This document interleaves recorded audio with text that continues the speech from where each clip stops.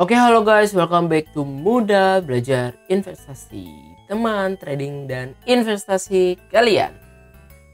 Seperti biasa, hari ini kita akan menganalisa beberapa saham yang bisa kita jadikan incaran untuk beberapa hari ke depan. So, teman-teman simak video ini sampai selesai dan mohon bantuannya untuk terus support channel ini dengan cara subscribe, like video ini, dan nyalakan lonceng notifikasinya agar tidak ketinggalan video-video update setiap harinya. So, teman-teman, kita langsung aja masuk ke chartnya. Let's go. Oke, teman-teman, hari ini kita lihat bahwa IHSG turun 0,46%. Sebenarnya IHSG sempat turun hampir mau MA200 ya. Dia bikin low-nya itu 6947. Ya, IHSG hampir mau terjun dari MA200, tapi lagi-lagi ada yang cover dia di MA200 nih, teman-teman. Lihat dia closingnya hammer walaupun masih merah dan masih belum bisa close di atas support yang di sini ya. Jadi kecenderungan IHSG masih sideways, dan kalau gue lihat juga transaksinya masih kecil ya teman-teman, masih 12 triliun aja. Jadi market sebetulnya masih sangat sepi gitu teman-teman. Nah, kalau kita lihat ya nih volumenya nih ya, ini ya volumenya seperti ini teman-teman. Jadi masih agak sedikit sepi dan mungkin beberapa dana yang ditahan-tahan. Dan kalau misalkan dilihat bahwa turnover terbesar itu saham Bumi, dan hari ini Bumi merah ya, merah dibanting. Nah, banting hampir ARB tapi enggak ARB gitu. Yang dimana si Bumi sendiri udah mencapai area targetnya dulu di 200-an nih, di area sini. Sebetulnya dia bisa ke ini tapi dia udah banting dulu, langsung dibanting. Jadi udah mulai didistribusi nih teman-teman dari kenaikan ini. Nah, kalau misalkan mau Bumi gitu ya, kalau mau Bumi ya sebetulnya dia masih di atas 173 masih aman gitu ya. Even dia turun ke area 155 lebih menarik lagi gitu teman-teman. Tapi hari ini gue nggak ngebahas Bumi ya teman-teman. Jadi ini gue cuman kilasan aja tentang Bumi gitu. Jadi penurunan dia ini adalah hal yang biasa sih menurut gue, karena ini dia udah naik cepet ya. Dia justru bingung kalau nggak turun-turun, itu adalah yang bingung. Dan kalau misalkan dia turun ke area sini dan dia bikin konsol dulu gitu ya, bikin base, dia naik, baru menarik. Tapi gue nggak bahas Bumi lah, itu cuma sekian kurang lebih aja. Nah, sekarang gue mau bahas MEDC. Jadi MEDC ini menarik ya teman-teman. Waktu itu kita mau nunggunya di sini, tapi saking strongnya si MEDC ini dia nggak turunnya sampai sini. Dia turunnya cuma dikit tuh ya, 2%, 1%, 0,5%, nggak turun sampai ke 890. Tapi hari ini naik lagi 5%-an. Nah, tapi dia masih tertahan di Fibo dia atau di resistance dia di 990. Nah, untuk MEDC sendiri gue masih nungguin dia tunggu breakout dari 1000. Kalau dia breakout dari 1000 terus dia bikin base di good console ya, yang penting dia berhasil close di atas 1000, menarik untuk kita entry karena targetnya bisa sampai 1190. Dan kalau kita ngelihat dia udah bikin base begini, sebetulnya menarik ya. Dia bikin pola base begini nih, menarik banget buat kita entry nantinya kalau dia berhasil ngebreak dari sini. Karena kalau kita lihat nih ini bisa dikatakan juga pola flag teman-teman ya. Ini gua gambar ini pakai kotak aja deh. Ini kan ya naik ya, dia bikin base, keren, menarik banget nih. Kalau dia breakout, targetnya sebetulnya bisa dari tiangnya ini sampai ke 1300 sebetulnya bisa aja. Tapi kita nggak ngomong ke situ, target terdekat ya area pertama di 1115 dan Fibonacci extension 1190 untuk MEDC. Dan kalau kita lihat stokastiknya menarik, MACD-nya juga menarik nih, mau golden cross kelihatan. Dan hari ini kenaikannya dengan volume yang menurut gue cukup besar. Dari 3 hari volume penurunan ini dia besar gitu teman-teman. Dan kalau kita ngelihat MEDC ini masih uptrend ya. Dari Fibonacci juga kelihatan dia masih uptrend. Nah, coba kita lihat broksumnya sih MEDC. Nah, MEDC terlihat normal akum dan big akum teman-teman. Si CC beli 24 miliar, di average-nya 981. Kalau kita mau buy on weakness, kita beli di area 980. Tapi kalau gua enggak, gue maunya tunggu dia valid breakout dulu dari 1000 dengan volume yang cukup besar baru menarik. Dan pastiinnya dia jangan closing shooting star kayak 15 September ini. Jadi nggak apa-apa masuk agak telat dikit, tapi gue maunya valid gitu sih teman-teman. Tapi kembali lagi ke trennya teman-teman. Kalau mau buy on weakness, beli area di average dia 980. Coba kita lihat ini apa namanya, foreign. Oke, foreign ini justru buang barang 4,1 miliar teman-teman hari ini di MEDC. Jadi foreign sebetulnya masih distribusi. Apakah menarik untuk kita entry MEDC? Menurut teman-teman seperti apa? Kalau menurut gua tertarik kalau misalnya dia breakout dari 1000 dan dia bikin base dan candlenya enggak shooting star. Situ gue tertarik teman-teman. Silahkan komentar menurut teman-teman gimana. Lanjut ke saham berikutnya itu CTRA. Nah, CTRA ini Ciputra ya. Yang bikin gue menarik adalah dia waktu dia udah capai target, dikit lagi capai target, dia turun. Kalau kita tarik kan pakai Fibonacci ya. Ini low ke swing high yang ini.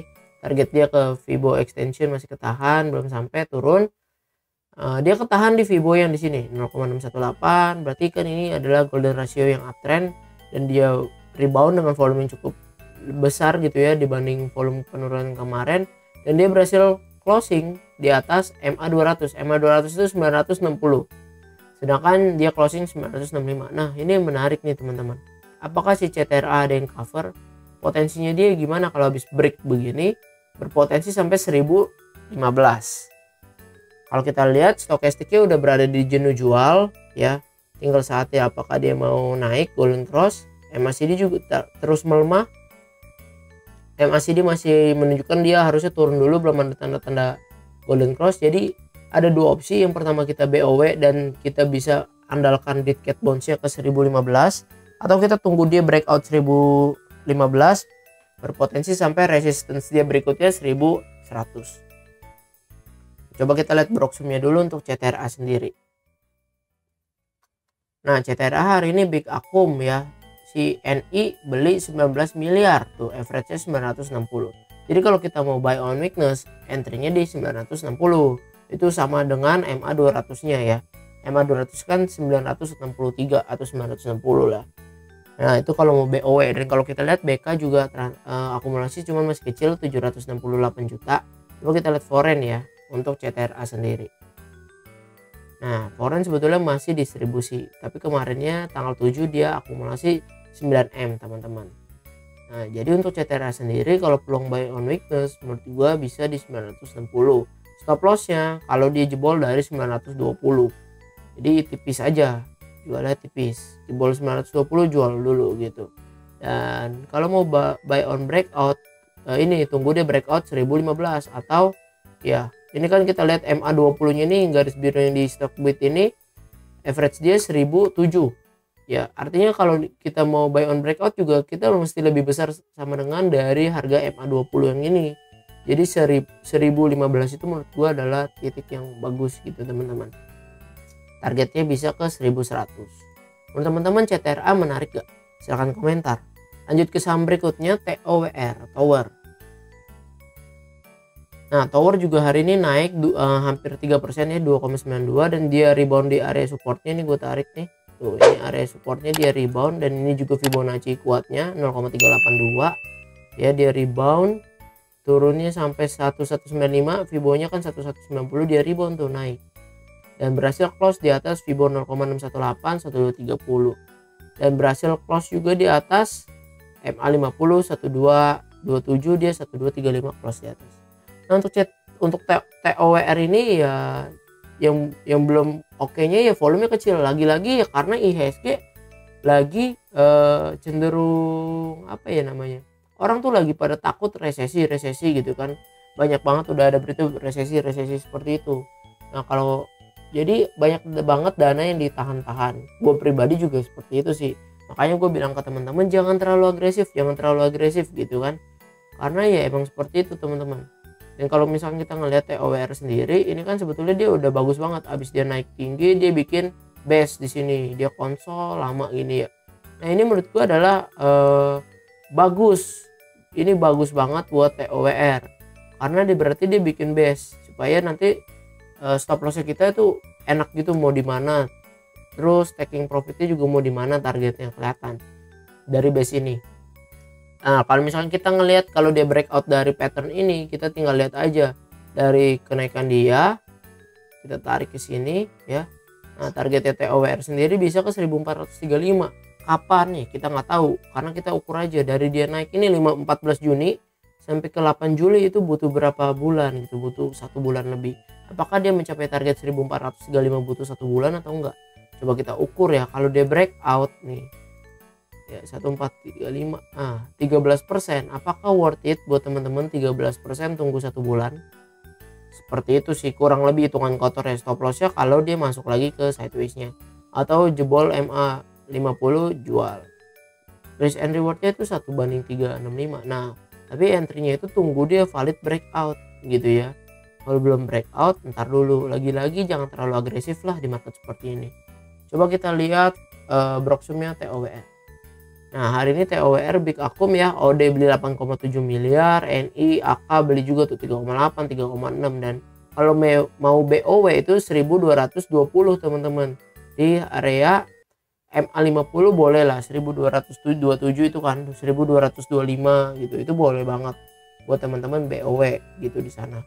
Karena sebetulnya si TOWR ini kan uptrend tuh, MA20 golden cross, MA100 golden cross, MA50, pokoknya ini udah bagus banget nih sebetulnya dari candlenya dia seperti ini, masih uptrend teman-teman ya. Tapi karena IHSG ada tekanan, lagi-lagi gue cuma mau ingetin jangan terlalu agresif gitu. Menurut teman-teman TOWR menarik gak?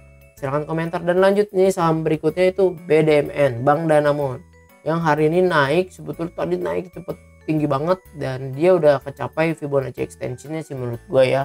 Kalau udah kayak gini dan dia ditarik turun naik 8% dengan volume yang gila. Padahal BDMN sendiri ini Bank Danamon masih fase-fase awal untuk uptrend gitu teman-teman. Nih baru golden cross nih. Dan untuk BDMN sendiri apakah masih boleh entry? Nah coba kita lihat stokastiknya menarik, MACD-nya juga menarik, sama-sama golden cross. Kalau kita mau entry BDMN sebetulnya ada dua opsi. Yang pertama kita tunggu di sini. Kalau dikasih ya di 2840 sampai area 2800 itu masih adalah area buy gitu. Dan kalau jebol dari situ menurut gue jual dulu karena dia berpotensi turun lagi sampai ke 2670. Coba kita lihat Broksum aja langsung BDMN. BDMN hari ini normal akum, small akum, netral ya. DP, BK, AK beli ini. Nah mereka beli banyak. Coba kita lihat foreign nih, foreign ya. Foreign akumulasi 5 miliar hari ini teman-teman. Kelihatan nih harusnya BK AK akumulasi gitu ya. Best price nya dia tuh sebetulnya kita bisa ikutin si DP pegang banyak 2950, tapi kita lihat BK sama AK di 29 BK 2870, AK 2960, yang dimana 2960 itu masih average si AK loh. Dan padahal BDMN sendiri closing 2930, tapi kalau kita lihat average nya BDMN sendiri di 2900 gitu ya harga base price nya kalau boleh dikatakan. Nah tapi gue mau nawar dikit, kalau boleh turun dulu sampai 2850 kalau boleh, kalau enggak ya gimana ya 2900 udah boleh karena base price nya nih. Lagi-lagi kalau kita dapat 2930 pun ini masih lebih murah daripada DP dan AK seperti itu. Nah kalau misalkan seperti ini ya kita jangan jauh-jauh dari harga-harga market maker gitu sih teman-teman. Menurut teman-teman BDMN menarik gak? Silahkan komentar. Dan PNBN nih gue mau bahas satu juga. PNBN dia kan uptrend ya, kita ukur pakai Fibo, dia turun saking uptrendnya dan akhirnya dia breakout ini. Nah tapi dia bikin shooting star teman-teman. Wah ini adalah candle shooting star yang bahaya gitu ya, karena dia habis breakout shooting star. Kalau dia nggak berhasil rebound dari 2280 atau ini ada Fibo dia yang di sini, maka dia berpotensi turun lagi sampai 2000. Nah untuk PNBN sendiri tapi menarik nih, stokastik menarik, terus MACD menarik. Coba kita lihat Broksumnya si PNBN. Kenapa dia closing shooting star begini? Nah big distribusi teman-teman. Dibuang barangnya sama PG paling banyak 7,8 miliar. Tapi FS, MG beli. Coba kita lihat foreign ya, PNBN sendiri ya. PNBN di distribusi juga gitu teman-teman. Untuk pen sendiri sebetulnya emang masih uptrend, cuman dia emang lagi kayak ya turun dulu nih, ini shooting star. Pokoknya dia kalau jebol 2280 berpotensi bisa sampai 2080 sampai ke 2000. Nah, lagi-lagi gue mengingetin jangan terlalu agresif, dan kalau kita perhatiin juga ini volumenya kecil-kecil semua teman-teman. Jadi emang masih banyak yang masih nahan duitnya teman-teman. Nah, teman-teman juga harus dipertimbangkan lagi. Menurut teman-teman saham mana yang menarik untuk kita koleksi di masa sekarang? Seperti itu. Oke teman-teman, sekian analisa saham kita pada hari ini. Semoga analisa ini bisa membantu teman-teman dalam mengambil keputusan untuk trading maupun investasi. Semoga teman-teman bisa makin bertumbuh dalam cara menganalisa. Dan gue mau ngingetin disclaimer on, lagi-lagi jangan dijadiin analisa ini patokan satu-satunya buat teman-teman entry atau exit gitu ya. Teman-teman wajib lakukan sendiri supaya teman-teman makin lihai gitu, makin jago nantinya, dan makin conviction, makin pede kenapa teman-teman beli saham tersebut, kenapa teman-teman jual saham tersebut. Dan terima kasih sudah nonton video ini sampai selesai. Mohon bantuannya untuk terus support channel ini dengan cara subscribe, like video ini, dan boleh juga dibagikan ke rekan-rekan yang lain. Dan gue mau ingetin jangan sungkan-sungkan untuk komentar jikalau ingin merequest saham untuk dianalisa. Terima kasih semuanya, salam cuan, bye bye.